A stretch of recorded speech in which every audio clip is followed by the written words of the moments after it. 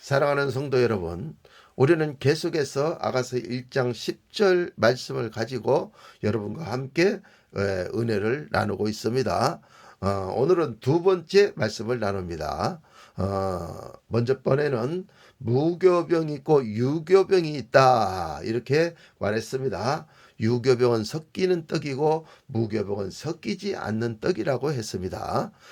그 다음에 이제 뭐가 또 있냐면 할례 받은 말씀이 있고 할례 받지 않은 말씀이 있습니다. 그러므로 우리는 할례 받은 말씀을 먹어야지 할례 받은 성도가 되는 것입니다. 그러면 할례 받지 아니하면 어떻게 됩니까? 할례 받지 않는 성도가 된 것입니다. 그래서 이스라엘과 블레셋이 싸울 때 그 저쪽에 골리앗과 같은 큰 8척이나 되는 어마어마한 큰 장수가 목소리도 우렁차게 이스라엘 그 작은 병사들에게 소리를 고래고래 지르면서 나오고 싸울 사람 한번 나와보라고 막 소리를 지르니까 다 사울과 다윗의 그 형들과 이스라엘 백성들이 숨어서 덜덜 떨면서 나오지를 못하고 있습니다. 그런데 다윗이 도시락을 싸들고 형들이 전쟁하고 있는 곳에 도시락을 가지고 이제 가게 되었던 것입니다. 그래서 봤더니 저 골리앗이 막 소리를 고래고래 질르니까 이스라엘 사울 왕과 그 이스라엘 백성들 그리고 형님들은 꼼짝 못하고 있는 것을 보고 자기가 나가서 싸우겠다고 그렇게 얘기합니다.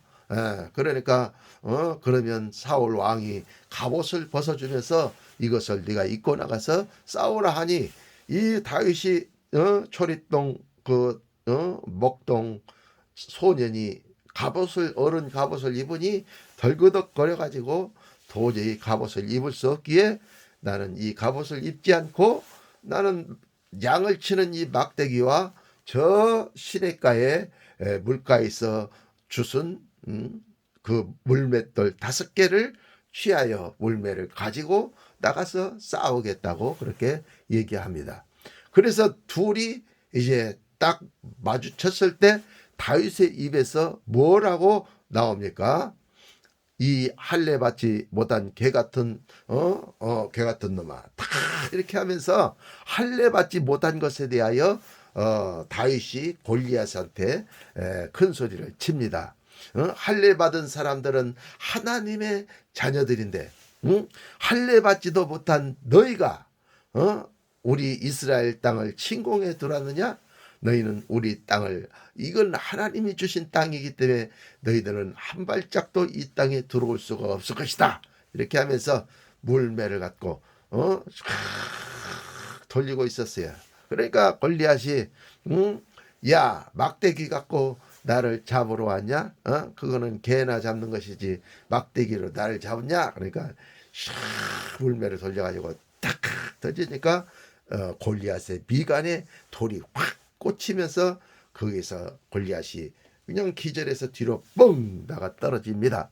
그래서 골리앗의 그 큰 칼을 뺏어가지고 골리앗의 목을 탁 잘라가지고 창 끝에다가 딱 따라서 탁 꽂아 놓으니까 이스라엘 백성들이 이스라엘 군대가 용기 백배하여 이기게 되는 놀라운 축복의 역사가 일어나게 되었던 것입니다. 그러므로 이 할례 받은 백성과 할례 받지 않는 백성이 완전히 다릅니다, 여러분. 예. 우리는 반드시 할례 받은 성도가 돼야 되는데 우리가 그냥 나는 할례 받았어 이런다고 해서 할례 받는 것입니까? 아닙니다. 이 본문 말씀 있으면 본문 말씀의 껍질을 벗겨야 되는 것입니다. 계시록 5장에 보면 보좌에 앉으신 이의 오른손에 책이 있는데 안팎으로 썼고 7인으로 봉하였더라. 요한사도가 봄에 이 책을 펴거나 떼거나 보거나 할 리가 없기로 슬피 울었더니 장로 중 하나가 나타나서 요한아 울지 마라. 유대 지파의 사자 다윗의 뿌리가 이기셨으니 그 어린 양 대신 그분이 이 책을 떼시고 이 책을 보시게 될 것이니라. 이렇게 가르쳐주는 내용이 나옵니다. 이사야 29장에도 보면 두루마리 책이 있는데 두루마리 책을 갖다가 유시간자들에게 주면서 읽으라 하니 아니 이거는 봉해졌어. 그래서 우리는 이거를 못 보겠네 하면서 못 보겠다고 합니다. 무식한자들에게 주면서 또 이 책을 읽으라니 우리는 이 책이 봉해졌으니 무식해서 도저히 읽지 못하겠노라 이렇게 기록하고 있습니다. 에스겔서 2장에도 보면 나옵니다. 두루마리 책이 있는데 안팎으로 기록이 되어 있더라는 거예요. 그래서 선지자가 그 책을 이렇게 그 책 안에 뭐라고 써져 있는지 보니까 애가와 애곡과 재앙의 말들이 기록이 되어 있더라. 이렇게 기록을 하고 있어요. 예. 그래서 성경은 안에 말씀이 있고 밖에 말씀이 있어요. 안팎으로 기록이 되어 있어요. 그래서 문자가 있으면 문자 뜻, 문자 속에 뭐가 있어요? 뜻과 의미가 있어요. 그래서 히브리 원어를 보면 거기에 명사가 있고 거기에 어근이 있죠. 예? 그래서 많은 히브리어 교수들이 이 히브리어를 그 읽는 법과 또 숫자 계산법과 또 그 명사와 또 어근 이런 것을 찾으면서 성경을 해석을 합니다. 그러나 그렇게만 해석해 갖고는 절대로 정확한 해석이 나오지를 않습니다. 그러면 어떻게 해석을 해야 됩니까? 이불이 자음, 이불이 자음을 우리는 가지고 해석을 해야 됩니다. 그래서 알레프, 베트 이렇게 하면 알레프는 그 이불이의 자음에 뭐라고 나오냐면 황소머리라고 나옵니다. 황소머리 이렇게 나옵니다. 그리고 그 또 뜻은 뭐라고 나옵니까? 신의 소리 이렇게 나옵니다. 예. 베트는 또 뭡니까? 베트는 집 이렇게 나옵니다. 집 의미가 뜻이 뭡니까? 안이라고 나옵니다. 안. 그러니까 집안. 베트는 집인데 집안 이렇게 얘기를 하는 거예요. 그러니까 우리가 예루살렘 성전을 지으면 방주를 지으면 장막을 지으면 성막을 지으면 집 안에 누가 들어와 계십니까? 삼위일체 하나님이 들어와 계시는 것입니다. 우리가 신부가 신랑을 위하여 신랑이 신부를 위하여 계시록 21장에 나오죠. 예. 신랑이 예루살렘 성으로 내려왔습니다. 그러므로 신부는 예루살렘 성을 보고 신랑을 배워야 됩니다. 닮아야 됩니다. 그러면 예루살렘 성전이 건축이 되어지면 신랑이 우리 내면 안으로 들어오시는 것입니다. 예. 그래서 주가 내 안에 내가 주님 안에 내 말이 너희 안에 있고 너희가 내 안에 있으면 또 주와 합하는 영은 한 영이니라.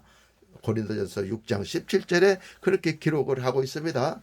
요한복음 15장에도 보면 포도나무 가지가 있고 포도나무 가지에 붙어있는 가지가 있는 건 포도나무가 있고 가지가 있는 것을 우리가 찾아볼 수가 있게 되는 것입니다. 이걸 갖다가 합일이라 합하는 영이라 이렇게 얘기를 하는 거예요. 예. 그래서 반드시 이 말씀은 안에 말씀이 있고 밖에 말씀이 있다 그 말이에요. 그래서 고린도후서 3장 6절에는 뭐라고 얘기했어요? 의무는 죽이는 것이요 살리는 것은 영이니라 이렇게 딱 나왔어요. 육신을 쫓는 자는 영을 쫓는 자는 영을 쫓는 자는 생명의 자녀들이요. 육신을 쫓는 자는 육의 자녀들입니다. 그런 말씀들이 거기에 잘 기록이 되어 있죠. 즉흥적으로 막 설교를 하다 보니까 제가 말씀을 정확하게 지금 못하고 있는데 고린도후서 3장 6절을 찾아보시면 분명히 의무는 죽이는 것이라고 나옵니다. 그렇기 때문에 우리는 육신을 쫓는 자가 되지 말고 살리는 영을 쫓는 영을 추구하는 그리스도인들이 되어야 됩니다. 그래서 문자는 영이 아니고 문자가 죽으면서 그 속에서 의미와 뜻이 나오면 그것이 바로 살리는 영의 말씀인 것입니다. 말씀이 말씀으로 그러니까 한 본문 말씀은 가로면 세로 말씀은 증거 말씀은 세로의 말씀이 돼서 말씀이 십자가로 탁 이렇게 말씀이 말씀으로 못 박히면 말씀이 죽으면서 거기서 그 피가 나오는 것입니다. 이 살리는 영, 그 피가 나와요. 뜻과 의미가 나온단 말이에요.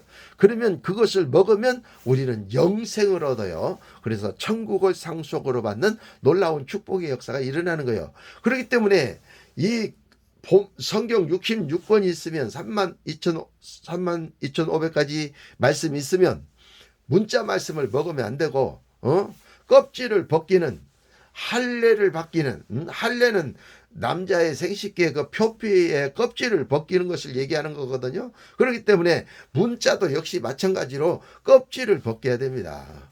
문자의 껍질을 벗기고 그 속에 안에서 나오는 뜻과 의미를 먹을 때 우리가 할례 받은 자, 다윗과 같이 할례 받은 자가 되는 것입니다. 그러나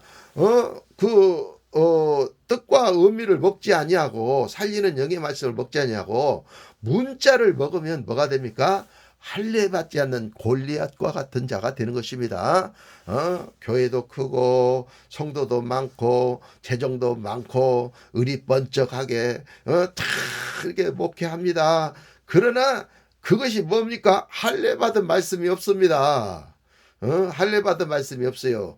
문자를 먹고 있어요. 그러니 모든 성도들이 할례 받지 못한 블레셋 때 그 골리앗과 같은 자가 되는 거예요.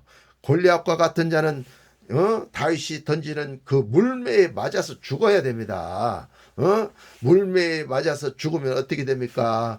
물매에서 맞아서 죽으면 부활 생명을 얻는 놀라운 역사가 일어나게 되는 것입니다. 그렇기 때문에 물매는 바로 돌이기 때문에 반석이신 예수님을 뜻하는 거예요. 그러므로 반석이신 예수님이 우리 할례 받지 못한 우리에게 영향력을 미쳐서 우리 자아가 죽고 죄성이 죽고 독성이 죽어버리면 예수님이 우리 안에 사시면서 우리는 할례 받은 자가 되어지게 되는 것입니다. 그러므로 성경에 콩과 보리와 귀리와 밀과 이런 것들이 쭉 구약 성경에 보면 나오는데 6개의 그 씨앗이 이렇게 나오는 것을 볼 수가 있습니다.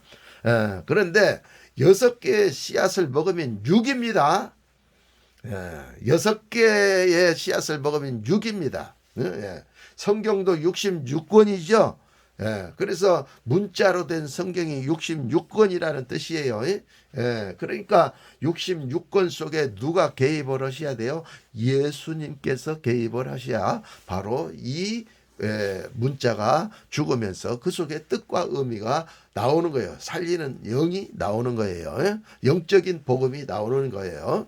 그래서 우리는 반드시 이 성경을 보면 666이 나오고 66권이 나오고 씨앗도 6개가 나오고 그 다음에 그 요한복음에도 보면 사마리아 성의 우물가에서 예수님과 만난 그 여인도 5명의 남자하고 살았어요. 그리고 지금은 오다 가다 만난 사람하고 살고 있어요. 딱 보면 6명이죠. 남편이. 근데 7번째 남편이 나타났어. 우물가에서. 예수님이.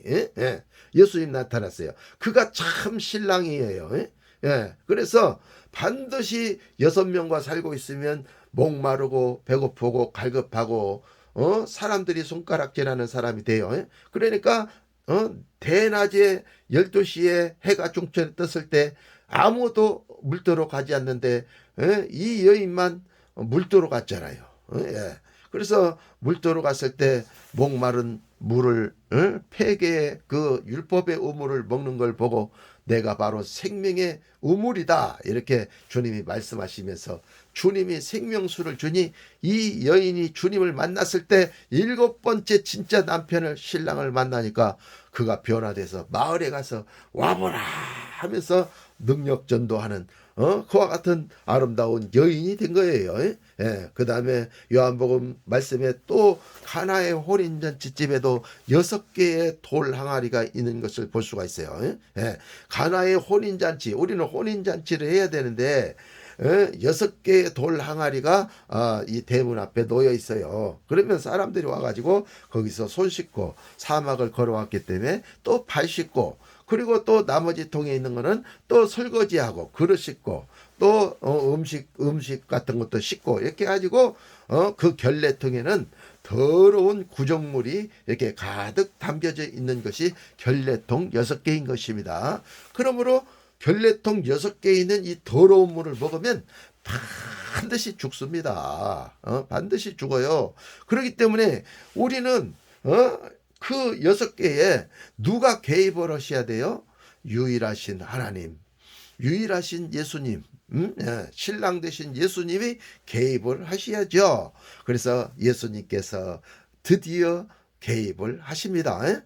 그래서 하인들에게 나가서 저기 결례통에 있는 물을 떠다가 이 잔치상에 포도주가 없다고 한 사람들에게 갖다 주어라. 그랬더니 물을 떠다가 갖다 주었더니 그것이 흑산품 포도주가 되었어요.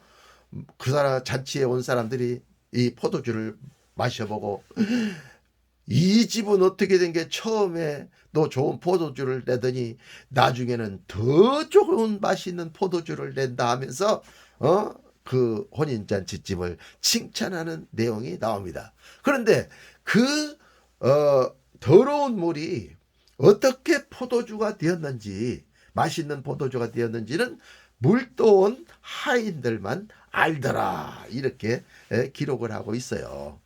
그렇기 때문에 성경에는 전부 이 육으로 되어 있어요. 문자는 육의 복음이에요. 문자는 육의 복음이에요. 그러므로 이거는 육의 복음이 되면 안 되고 하나님이 주신 신의 복음이 돼야 돼요. 하나님이 주신 굿뉴스, 유앙겔리죠. 유앙겔리온이 돼야 돼요. 굿뉴스가 돼야 된다고 말이에요. 그러기 위해서는 반드시 우리는 껍질 벗긴 말씀을 먹어야 우리가 할례 받은 하나님의 자녀가 되는 거예요. 껍질 벗기지 않는 말씀을 먹으면 6개 항아리에 더러운 물을 먹으면 어떻게 되는 거예요? 그러면 할례 받지 않는 골리앗과 같은 사람이 되는 거예요. 더러운 떡을 먹는 거예요. 섞인 떡을 먹는 거예요. 그렇기 때문에 우리는 무교병을 먹고 신앙생활 할 수 있는 능력의 그리스도인들이 되어지셔야만 될 줄로 믿습니다. 쌀이나 보리나 귀리나 밀이나 이런 것들이 있을 때 그걸 껍질째 먹는 사람이 어디 있습니까? 그렇게 먹으면 맛있습니까? 아닙니다. 방앗간에 가서 그것을 찧어서 껍질을 벗겨버리고 거기에 있는 알맹이를 갖다가 잘 씻어가지고 물을 적당히 넣고 거기다가 불을 떼든지 아니면 전기 코드를 꽂아 놓으면 가마솥에 밥이 맛있게 지어지는 놀라운 역사가 일어나고 밥통에 밥이 맛있게 지어져서 그것을 공기에 떠서 먹으면 쫀득쫀득하니 맛이 있잖아요. 이런 걸 먹어야지. 이런 걸 먹어야지. 할례 받지 못한 문자 말씀 먹어가지고 어떻게 하겠습니까, 여러분?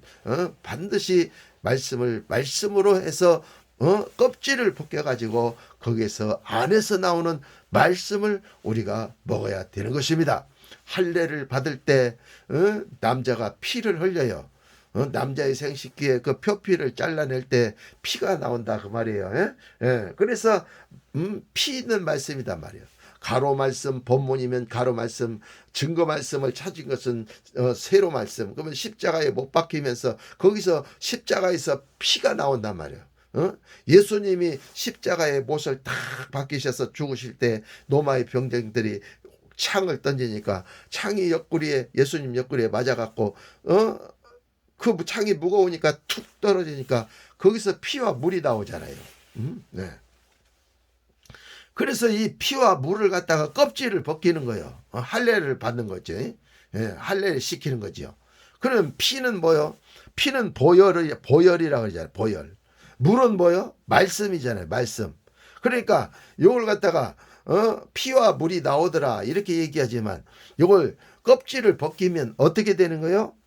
보혈이 있는 말씀. 물은 말씀이니까 피는 보혈이니까 예수님의 옆구리에서 흘러나온 것이 보혈이잖아요. 그러니까 보혈이 있는 말씀 이렇게 바뀌는 거예요. 그래서 이 피가 너무너무 중요한 거예요. 이 보혈이 너무너무 중요한 거예요.